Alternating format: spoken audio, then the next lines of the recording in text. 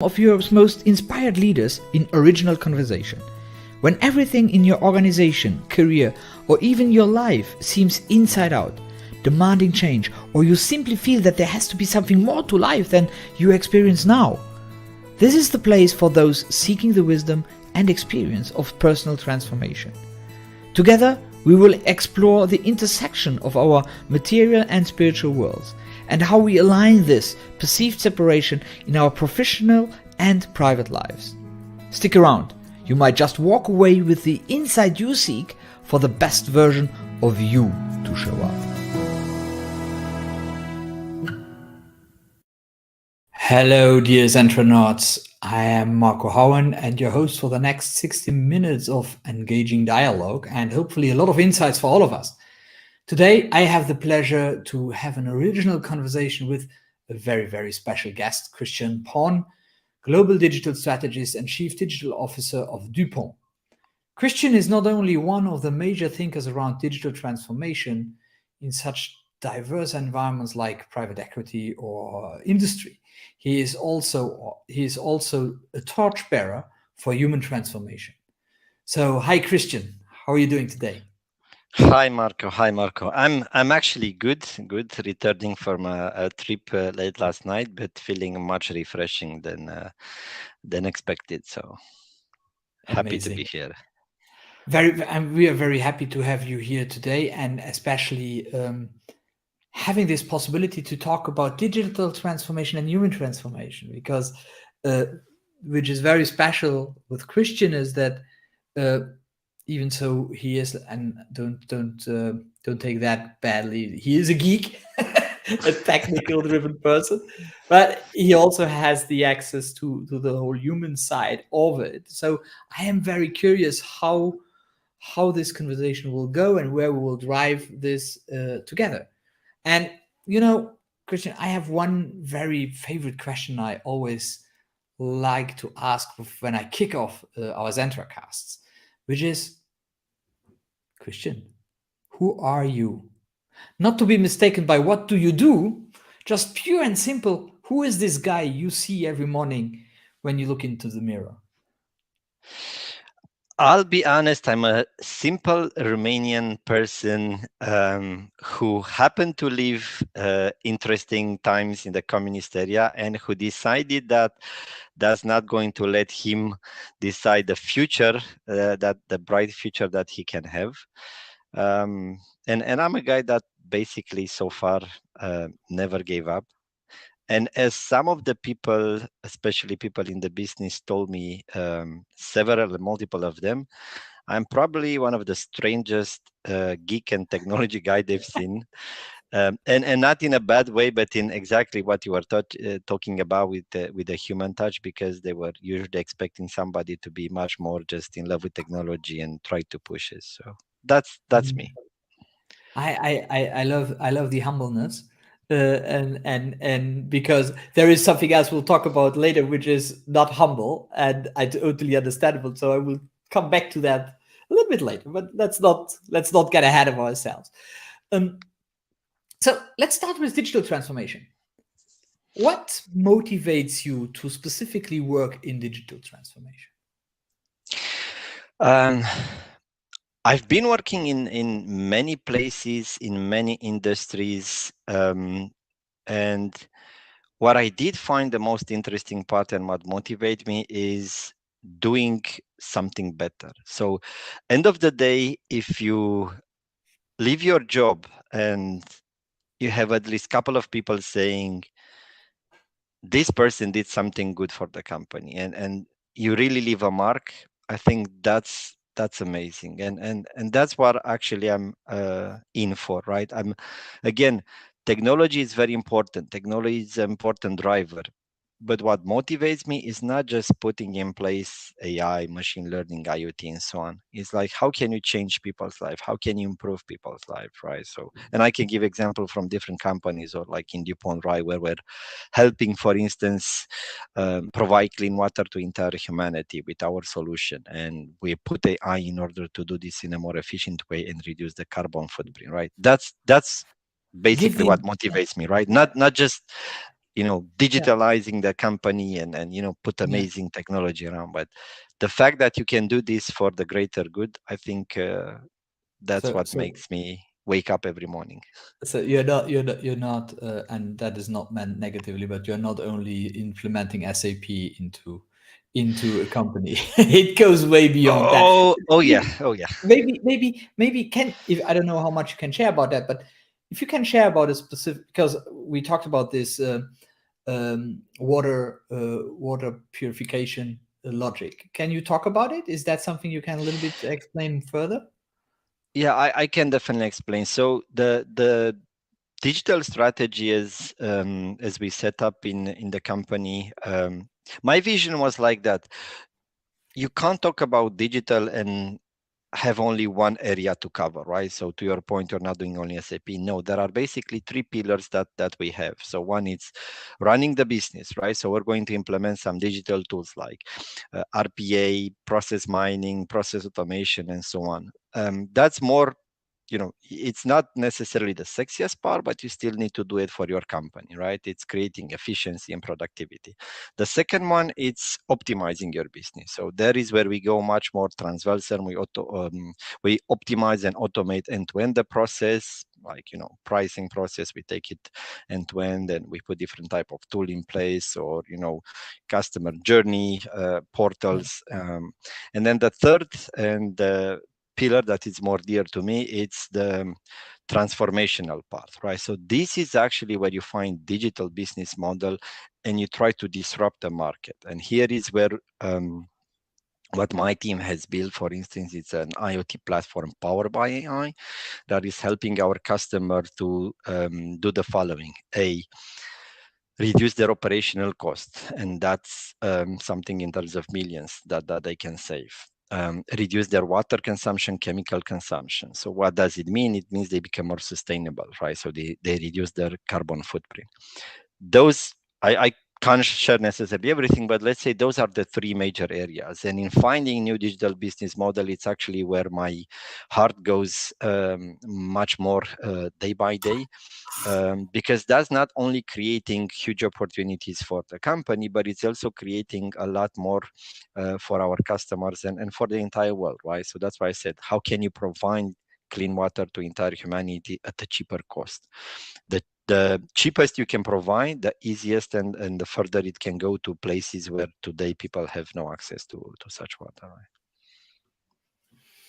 Sounds fascinating. Really, when it comes to strategy, so I really hear all the time why behind the words I hear strategy. So you're not so much into the implementation, or your team is, but you are more on the strategic level. And so my question is, in your job, what are your biggest hurdles when it comes to digital transformation? I'll say, Marco, not only referring to my current role, right? So like I've been working in several industry and companies, and I've seen the same. I think digital transformation is less about technology, to be honest, and much more about people. And one of the big hurdles is exactly how do you get people on board with you? How do you want to make sure that they are actually understanding you? So couple of things that I learned in my career is you can implement technology in the, let's say, hard way. You come and you say, that's our program 2025, here it goes. You have a big town hall, off we go, we spend millions, so everybody needs to be on board, right? Whether you want it or not. That's one way of putting it. How does that work? But exactly, but that's why many of the transformation are failing, right? We're looking and in the end we say technology is crap, it's not what we're looking for. Well, I say, well, the problem is because you actually are not creating that buy-in, that vision, right? So that people are not pulled, but the vision pulls them, right? I can give you a very short story. 2 years ago, when I had that vision about transforming Dupont from a hardware company to a software company, I started to hire a lot of software engineers, and in the first 6 months, you know how many people I got to hire? Zero. And I was like, what is happening, right? I mean, Dupont, it's a huge company. Now, a lot of people were telling me, look, Dupont, it's a huge company. Everybody knows it, but you are actually not a technology company, right? You may aspire, but you are not. So, like, why should I come to you instead of going to, Facebook, Twitter, Amazon, Google, you name it? And it took me as well some time to realize that I need to tell a different story, because that's not creating enough of a vision and traction for the candidates. So 6 months I got zero people, and then I changed my story and understood that I need to create as well a vision for them. And I told them, look, you can definitely go and work for Twitter, Facebook, Amazon, Google, whoever you want, and you're going to be one of those thousands of engineers that are developing those products, and you probably are going to understand how much impact you created, or not that much, right, in a sea of thousands of engineers. On the other hand, you can come with Dupont and build with us the first company that is transforming in this water industry, and you can help provide clean water to humanity in places that today do not exist. And you can be part of that story. You can be one of those first ones that have actually built that story.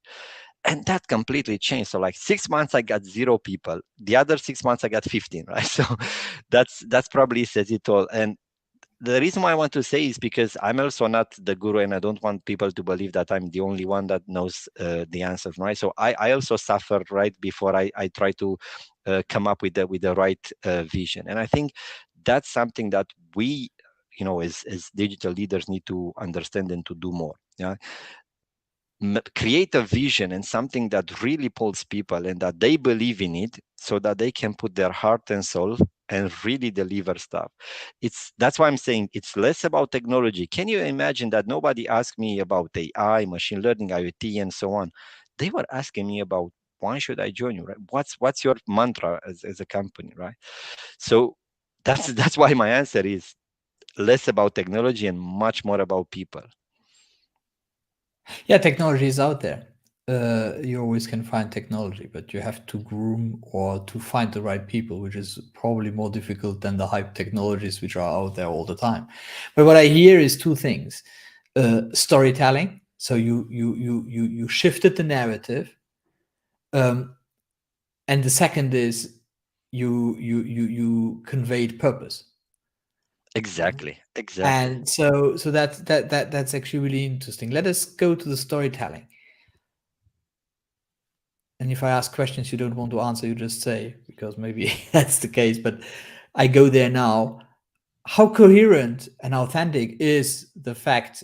Was it and is it for you in such a large organization and such an old-fashioned organization like Dupont, one of the oldest 200 years industrial old company, companies right? in the world, which is like crazy, to say, hey, we will change the world here. And how powerful is that for you? How authentic is that for you? Or how authentic is this lived inside of the company? Look, Marco, I will tell you, 4 years ago when I was joining DuPont, my first 6 months were a little bit like, I'm not sure if I did the right thing, to be honest, right? I met a lot of leaders in the business, very reluctant. I was telling and talking about AI and, transforming and digitalizing and so on. And I literally got the question like, why we should change, right? We're doing the same thing for the past 30 years. And in my head, it was like, well, maybe just because you're doing the same thing for the past 30 years, you should change. Of course, I didn't say it. But that for me, it actually was a signal that, oh my God, did I do the right job or not? And then I was talking with my leader, and I was telling him, the struggles, and he was like, well, you still don't understand it, right? And I was like, understand why? Well, that's exactly why we hired you. It's exactly because we need those people that are, the dreamers, the creative part, the doers, the one that, like, how Albert Einstein was saying, the crazy ones that are going to change the world, right? So that's why we hired you, right? Now, is it going to be easy? Nobody says it's going to be easy, Christian. So Mike was my friend. I didn't tell you it's going to be easy. I just tell you it's going to be fun, right? So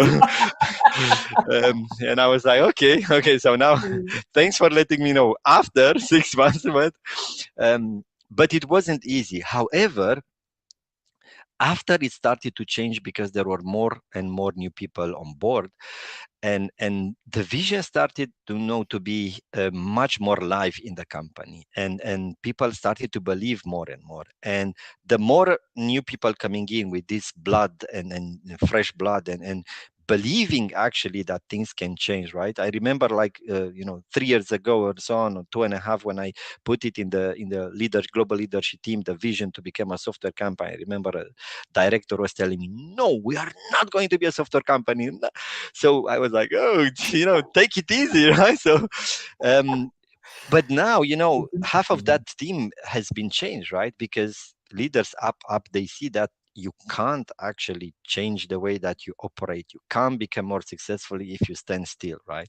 So if I look back only 2 years, there has been a lot of change, and there are much more people that strongly believe in their heart that what we do has a strong impact on the company and a strong impact on the planet and for our customers, and that we are actually helping to do something greater than just put technology in place.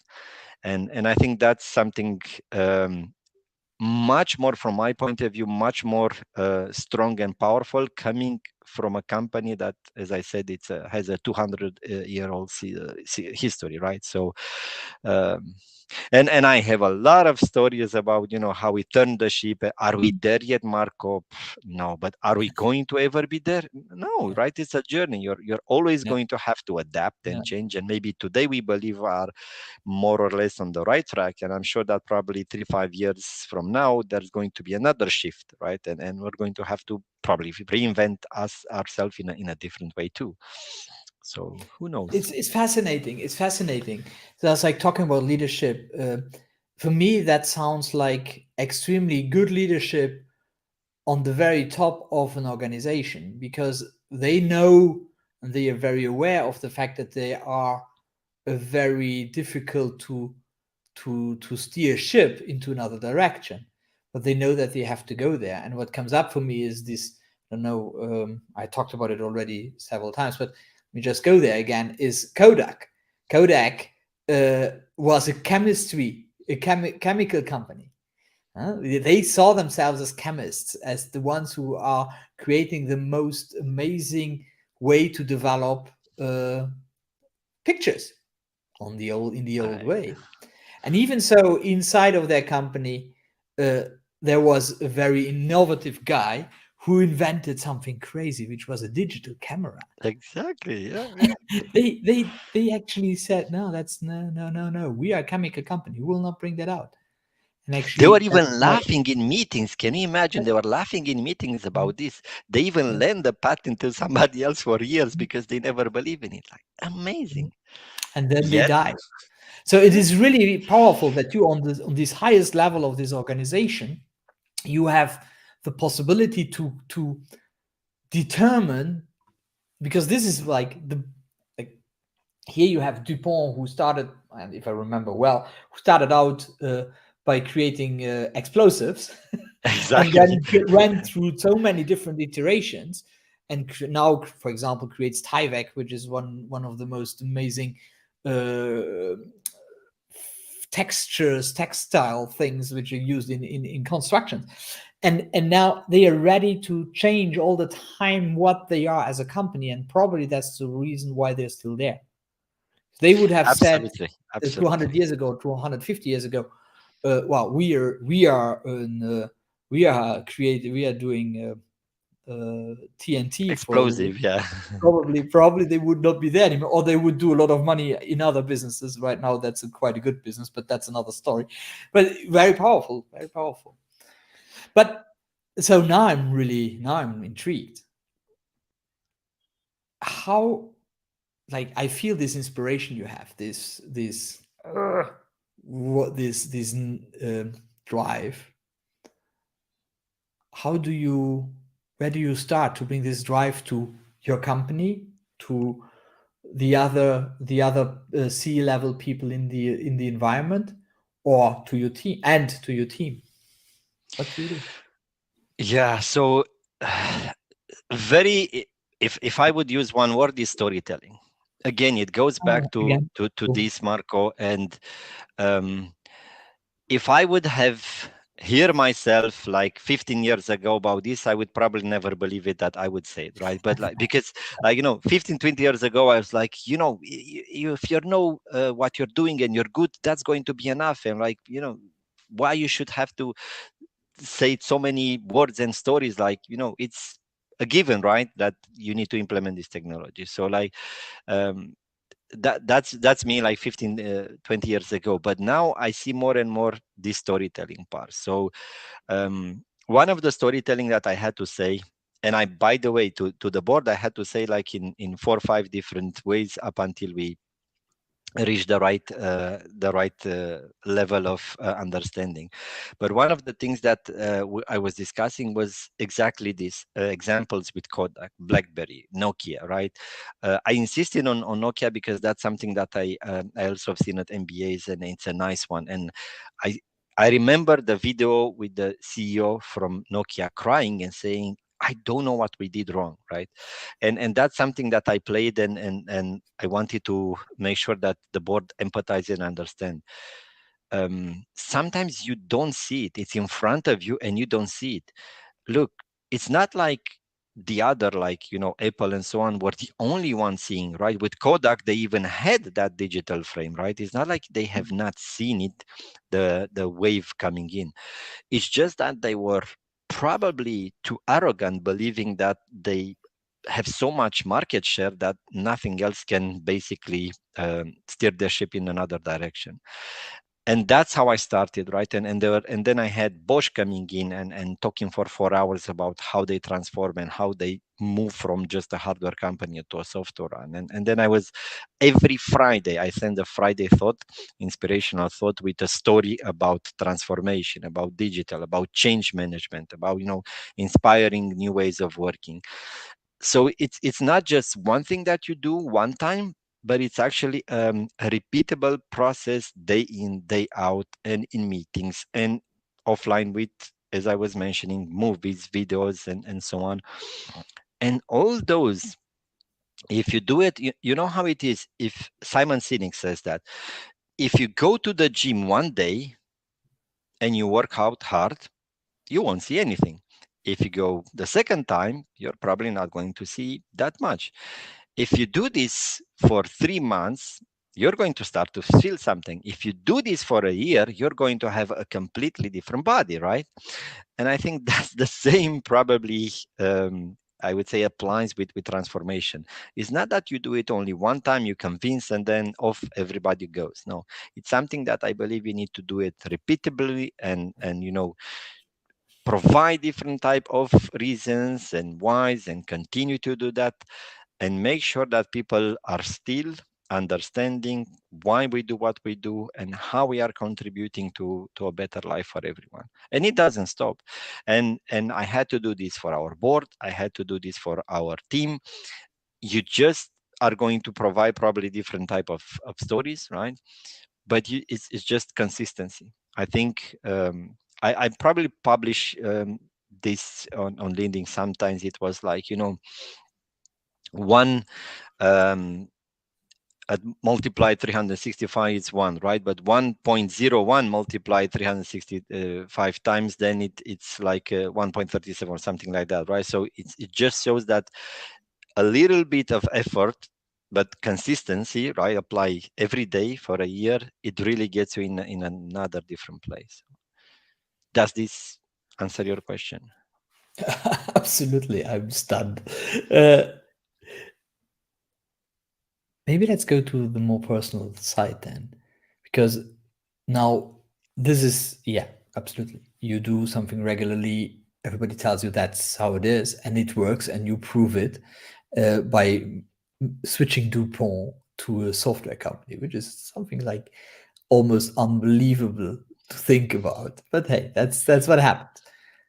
What are your inner We're still driving, huh? We're not at the destination. yeah, you're still doing tiebacks, so you're still not only doing software. I totally see that, but it's about it's about the acceptance in on board level. that is what it is. And I think, like, let me just say that it's like you saved that company from dying. Maybe somebody else could have done the same job, but you were the one who did that job because you explained to them that they have to move to something else, otherwise they cannot sustain. So that's what you did. So to give you kudos on an incredible job. And so my question to that is, what are these inner strengths which are driving you so that you are able to do this kind of thing? I think I think it has to go back to a lot of I have two kids, right? And my oldest daughter, she's 5 years old, and my youngest is 5 months. And 4 or 5 years, it's exactly the age when they start to be a bit more naughty and no, I don't want to do that and so on. And then you start to think like, okay, so I'm running an entire team of so many people, and it seems easier than managing your 4 or 5 years old kid. I need to learn, right? So I started to take some psychology for kids classes with a brilliant lady, and what I discovered is that you have to be more empathic. You have to understand much better the other party, right? So maybe if your kid is behaving like this, then maybe he or she is missing something, right? It may be attention, love, or anything else, right? And it's amazing how many things are building up inside of you since you are a kid of only a couple of years old, right? And I started to go back into my childhood and understand like how I become what I become, right? And I'll be honest, the tough times that we were all in Romania had to leave because of Ceausescu.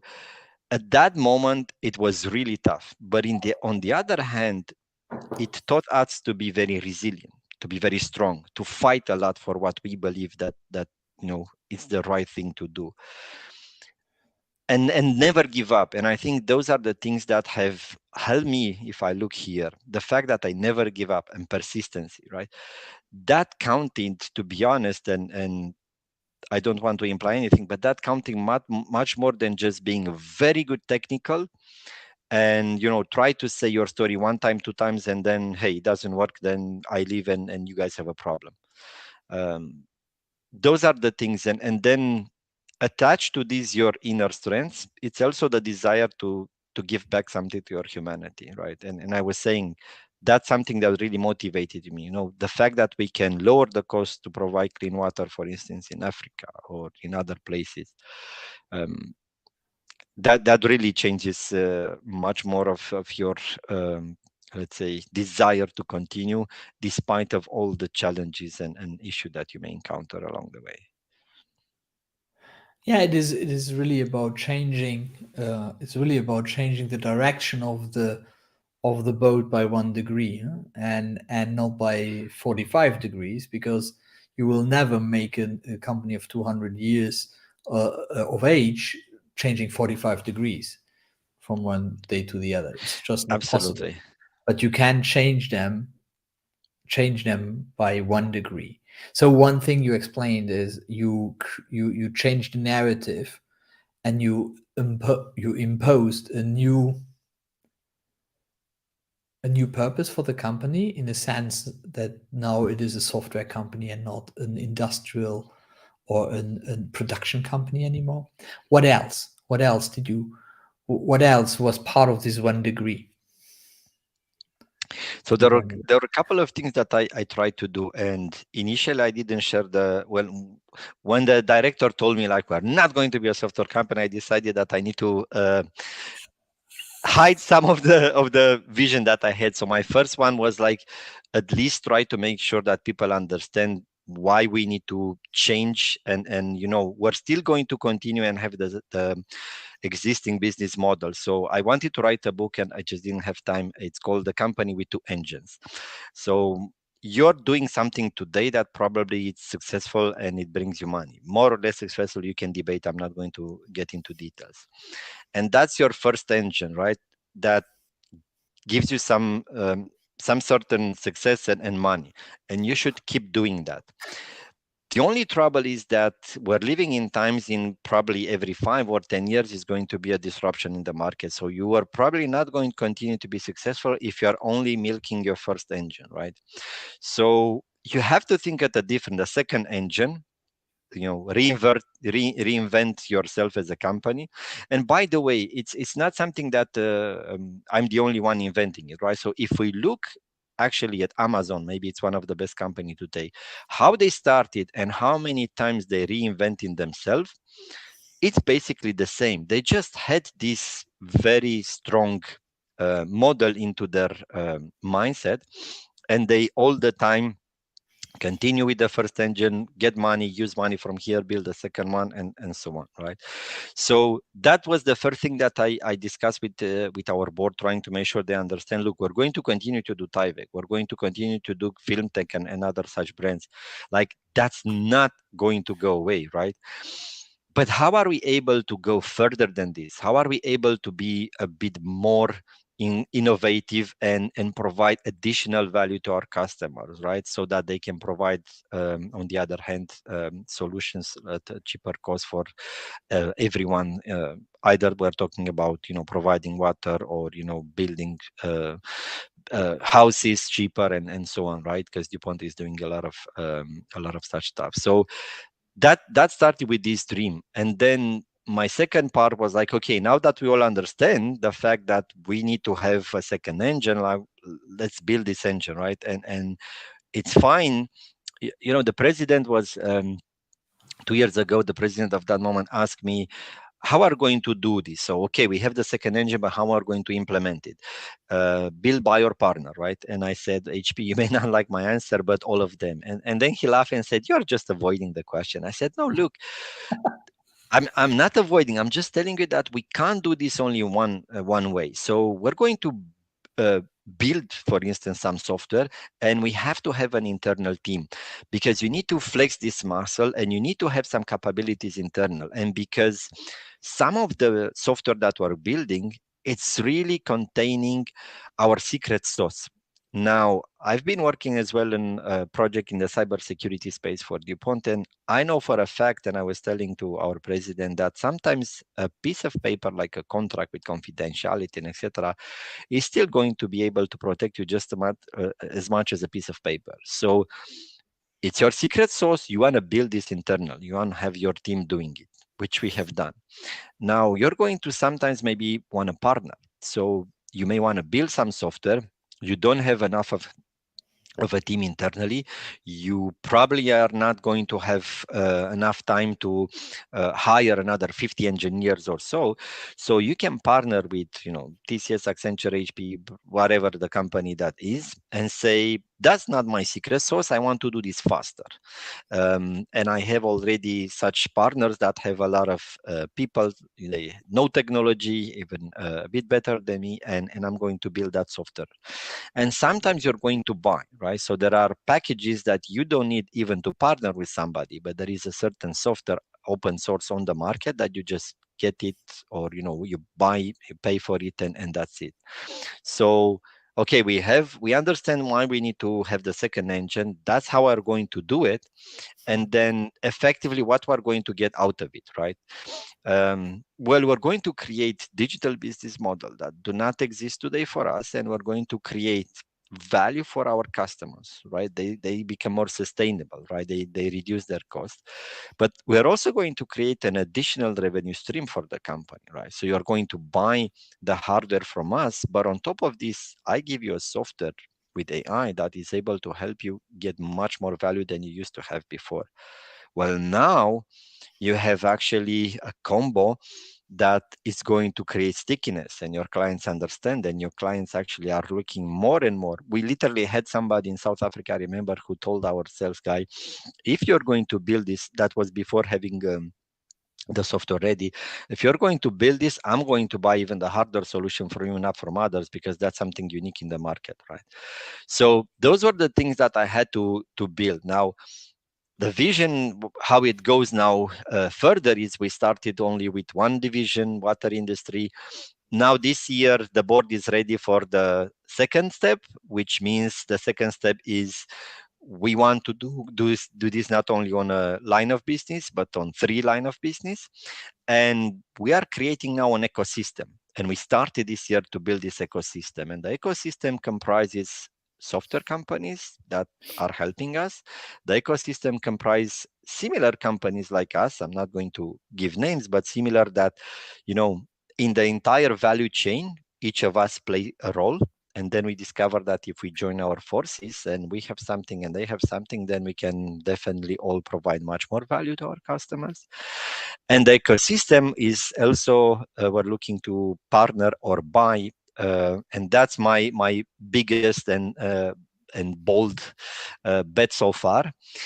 Buy software companies, either startups or a bit bigger, that are able to help us even further in creating this right software and solution. Now, that kind of scares some people off because Dupont never bought a software company, right? So I'm already basically creating waves with having a software team and creating such things. Now and the third one would be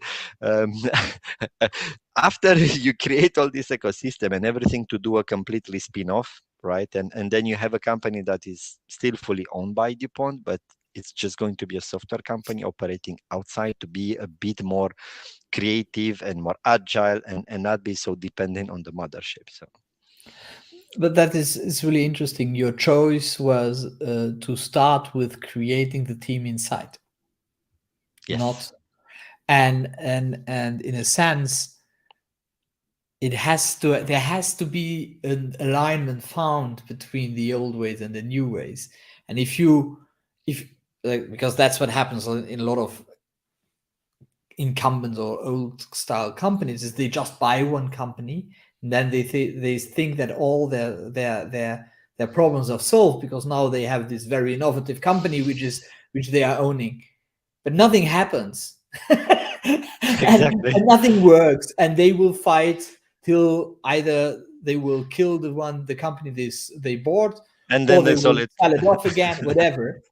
And what I hear here, and I don't know, maybe you can confirm or not, is that the idea was, let us create a team inside so that we can align these two worlds for at the beginning, and maybe then we buy somebody to accelerate the whole thing, but we have at least a way how we see this working in the company, and in the culture, or the innovative culture, maybe, or the execution culture of the company.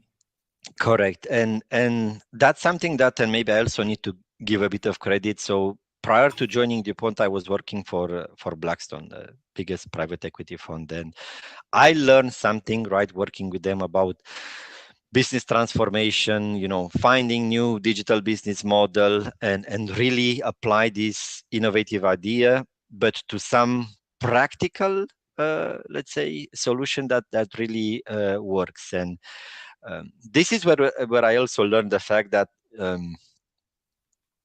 you can be very disruptive in the market, and you can have the best idea but not succeed.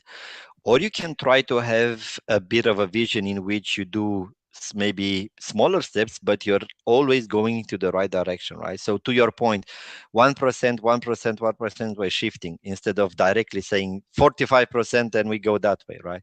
And that's something that I learned with Blackstone, that sometimes you can go very fast, but you can go very fast into a wall. It doesn't help you, right? So going very fast into a wall, it's actually more damaging than a bit slower, but into the right direction, and reach the destination. That's more important. And I think the company, to be honest, Marco, was not ready to go directly buy a software company, move from there, expand, and so on, right?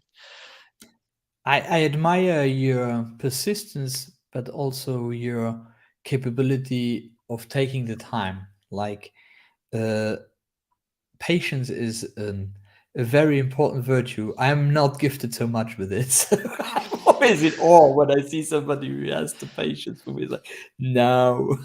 So very powerful, very powerful.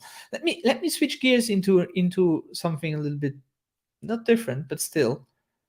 So a question we talked about, and I would love to hear what you have to say about that. It's like, from your point of view, what needs to change in today's leadership to prepare organizations to be ready for the challenging times ahead? Because we're talking not only about digital transformation, we're talking about war in Europe, we are talking about we're talking probably about a meltdown we didn't see since 1929. So what's the leadership needed? Um, I've seen and read a lot of books or articles where they say digital transformation is failing because of the middle management and the frozen middle and so on, right? So there are a lot of expression about this. Yeah. But there are very few people that are actually understanding and talking about the fact that actually starts with the top. It starts with the leadership. You may have, let's say, a frozen middle or below or whatever, but if you have a very determined leadership team that knows exactly what this company needs to become, you're going to unfrozen those people.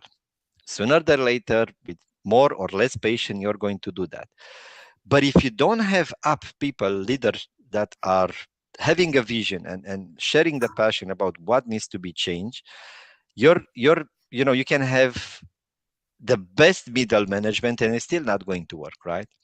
I think what needs to change is that couple of things. Leader need to act much more with empathy, right? So I for instance say CIOs, chief digital officers, CTOs, how we have to act much more as doctors. So when you go to the doctors and you have an issue, the best doctor in the world is not going to give you directly amazing pills, right? They're going to listen to you. They are going to, with empathy, try to ask you questions. Where it hurts, since when, give you, blood test and etc. And only after will give you the right treatment, right?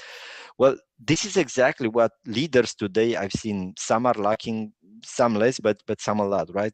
They just believe they know all the answers and they come and say, we steer the ship and I know and we should do like that. So I think we need to listen more. We need to be more empathic and understand, even if you have the best vision, right? The best vision that you may have as a leader, if you don't act with empathy and understand how you can shift this, and how fast you can shift this ship, it can break, right? So that's something that is lacking. On top of this, what I have seen is there is in some places, and I don't want to be rude, but maybe a severe lack of education about what digital is and what technology can do for us.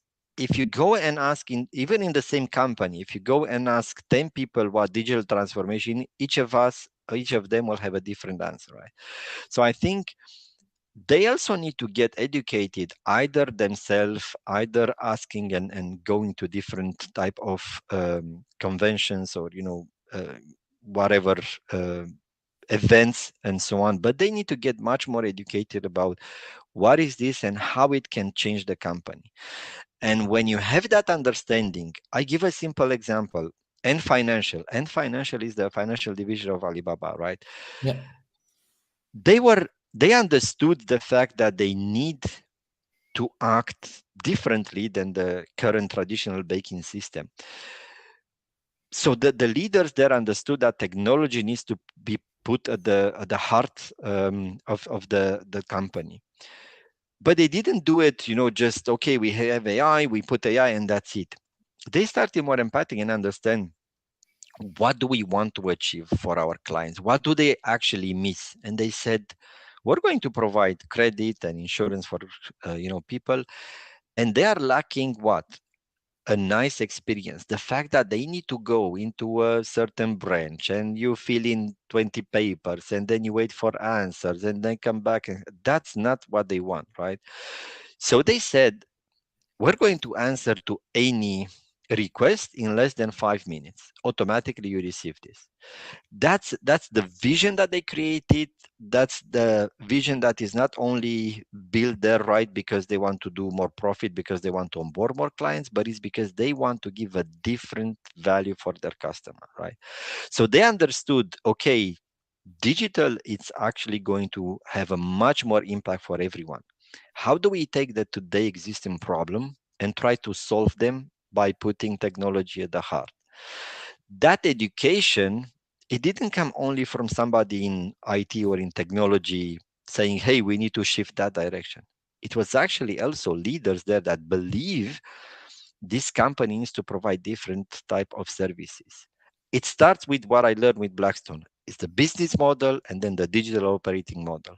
Or what was happening in the past, for instance, like some years ago, it was business model, operating, and technology. But still, you understand why, and you probably now understand why a lot of business people were telling me, for a technology guy, you are very strange, right? Because I put technology the last, and they were like, "What's wrong with you?" Again, when I put it at last, it doesn't mean that it's not important. It just means that in this order, you need to think about your business, and then what do you believe? What do you think in financial achieve? 20 times less employees, 10 times more customers. That's the power of understanding and being educated what your future could look like and how you have a second engine that moves you into a completely different direction. Yeah, I love the engine idea. It's really powerful. But I really like to talk about always people before process. And in the end, digital transformation is about process change. And any process change, but somehow you change process. Huh? Always, if you don't have the people on board, well, it makes not a lot of sense to change the process. As you said before, you can have a big town hall meeting, having everybody in there, so writing 5 incredible motivating emails, which everybody says, "Yeah, great," and then that's it. And then you tank a few. Depends on the size of the company. A few 100,000, a few million, a few billion for project which was great to have been done, and which most likely uh, provided some laureates to the top management, and then they were gone before it was not working anymore, or something like that. So that's the stuff which happens quite often, I think. Yeah. So let me go on, and in our preparation, you said something which I really loved, and I want to come back to that because we talked about the humbleness, and I love it, and I don't doubt your humbleness at any second. But you said to be a great champion, you must believe you are the best, and if you're not, pretend you are. Please explain. This is probably one of my greatest mantra that I like so much. Actually, Muhammad Ali said this, right? So it's not Mhm. associated to me again, right? So let's be clear. But it so much resonate with me, and that's something that I believe can have a great impact. Look, there are startups that have actually disrupted a certain market, right? If you look at companies how they started, I may even take a simple example like Facebook, right? Started, or Google and others started in a garage. It didn't succeed because they had a good market opportunity only, or because they had a great leader and so on. It succeeded because that leader, right, either Steve Jobs or anyone else, Bezos and so on, because they believe they can create the best product for their clients. And even when other people were telling them you're not going to be successful, they still believe in that, right? I mean, let's think about Steve Jobs, right? He was fired from his own company and then went on and create another one which proved to be even better, and then bought again the other company that he lost and so on. That's actually the right attitude, right? So you have to be the best, and if you're not, pretend, and you will see that that will also change the way that other people are perceiving you as well when you do business. I can tell you as well from my own experience, like 20 years ago, I was so damn scared talking. Even, of course, you can imagine I was at a much lower level, but I was so scared of talking with executive, right? So it was like, how can I talk to him? He's the president. Like, what would you say? What would you say to a president, and so on? So, but later on, starting to read a little bit more, and I found this quote from Muhammad Ali, I understood that it's not only where you are and your level. It's also how you present yourself to others, what you believe about yourself that will help you become successful or not. And then I started to be a bit more relaxed and in the presence of such leader, to be able to express much better my ideas and my beliefs. And then I've seen that people are actually seeing you different, and then they start to take you more seriously, and then you create impact through your ideas, which ideas before you thought, I can never maybe put this in front of some people, right? um, I give an example. I think everyone probably knows UiPath, right? It's the unicorn and the biggest intelligent process automation player, not only RPA. um, I met their CEO. How I met that guy? It was through a LinkedIn, like in 2017, when they were actually even a smaller company. I just wanted to implement for Blackstone this RPA, and I was looking at what are the biggest player in the industry, right? And I found this, and I was like, I'm going to just fire up an invite and my own personal, let's say, message, and he answered. Can you believe that, right? He answered, and then we got to do business, and he even invited me to his headquarters and in his big, very big, nice office, and we got to talk for hours. And he wanted to understand my vision and so on. He wanted to give me a job, but in the end, I decided to take a different one. I didn't want at that moment to go back to Romania, but look, I drove for him 3 tables with strategy and things, and he listened to me. He got his chief strategy director, and said, come here, look at this. Do you like it? Should we take it? And so on. It was the same, right? I really believe that my ideas are good and can make a difference. And in the end, they did, right? So Were you pretending at that moment? actually, no, at this moment, I have much more trust in my gut and my feeling and so on. But Yeah. I wasn't actually afraid to Yeah. believe in my ideas, in what I can do. And that's an advice. Like this week, I was actually invited back home. I always go back home with a lot of love in Romania to speak at several events. One was Banking 4.0, but another one was I went back to the university. I actually graduated many years ago. And I talk with the students, and this is what I try to share and give back some of the things, and that's what I try to inspire actually them, right?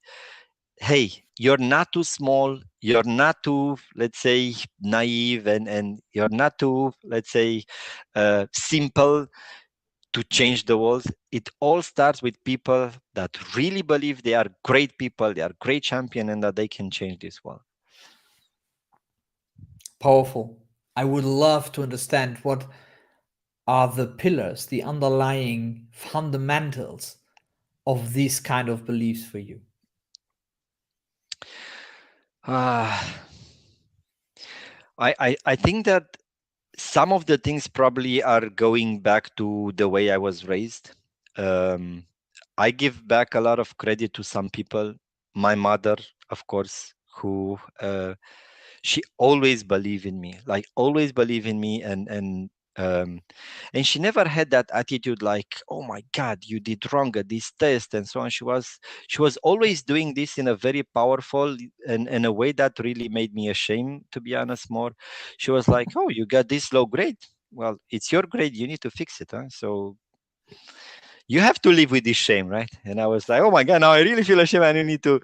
So that really helped me again, right, to build this, like, hey, you are not at this level, you are better, you need to believe, you need to do it.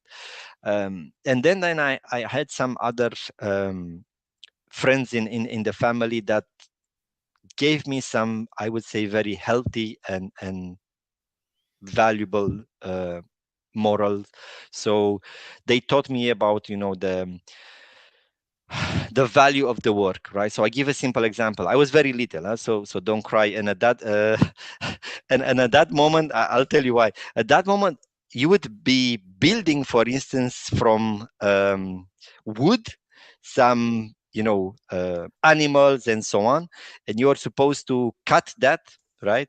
You can imagine that it was an entrepreneur, that person that was believing in me. So he he couldn't care less about what I was doing, right, at that age. But he was telling me, no, you come to my company, you build this every day, and then I'm going to see if I buy those, and if they are really good, then I'll give you some money out of it, right?